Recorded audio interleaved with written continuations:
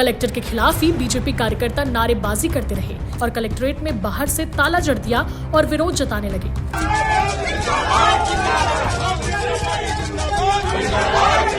भाजपा जिला अध्यक्ष चंपा देवी पावले के खिलाफ एफआईआर दर्ज कराने की मांग की है।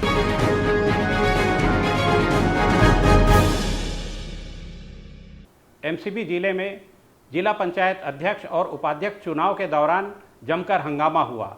भाजपा कार्यकर्ताओं ने कलेक्टोरेट में ताला जड़ दिया और जमकर नारेबाजी की। क्या है पूरा मामला, हम आपको बताएंगे। इससे पहले आप हमारे चैनल सीजी भास्कर को सब्सक्राइब कर लें। दरअसल सोमवार को उपाध्यक्ष पद पर कांग्रेस समर्थित प्रत्याशी की जीत हुई, जिस पर भाजपा कार्यकर्ता भड़क गए। कलेक्टर के खिलाफ ही बीजेपी कार्यकर्ता नारेबाजी करते रहे।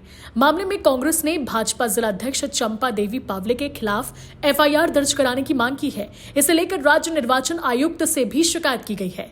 कलेक्ट्रेट में कड़ी सुरक्षा के बीच मुख्य द्वार पर ताला लगाकर भीतर जिला पंचायत अध्यक्ष के बाद उपाध्यक्ष के लिए चुनाव हुआ। इसमें कांग्रेस समर्थित प्रत्याशी राजेश साहू को 6 वोट मिले तो भाजपा समर्थित प्रत्याशी को 4।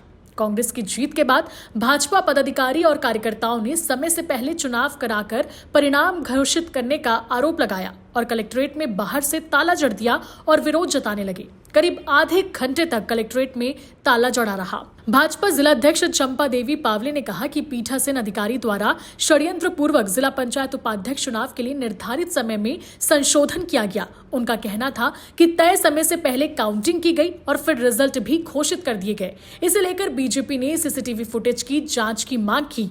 बताया जा रहा है कि कलेक्टर ने इसकी जांच भी की और फिर आवेदन को गलत पाए जाने पर इसे खारिज कर दिया। इसे लेकर बीजेपी कार्यकर्ता नारेबाजी करने लगे। कांग्रेस ने इस घटना की निंदा करते हुए इसे भाजपा की बौखलाहट बताया है और कहा है कि अपनी ही सरकार के खिलाफ ऐसी हरकत भाजपा की बौखलाहट को दर्शाता है। ऐसी खबरों से जुड़े रहने के लिए सीजी भास्कर को सब्सक्राइब करें। नमस्कार।